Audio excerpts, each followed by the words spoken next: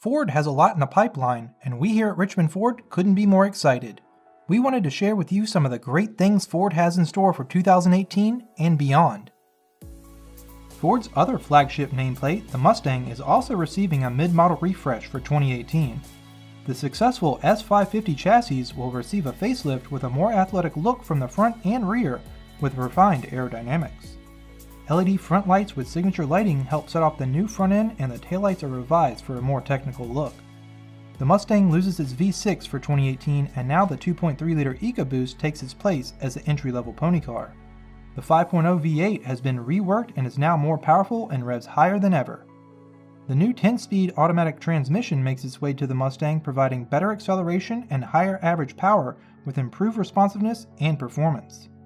The manual trans has also been upgraded for optimal torque with a twin-disc clutch and dual-mass flywheel, which delivers more efficient clutch modulation. To improve ride quality, the MagnaRide damper technology adopted from the Shelby GT350 is a new option with a performance package to optimize handling in all situations. On the technology side, the Mustang will have an available first 12-inch all-digital LCD screen in the dash.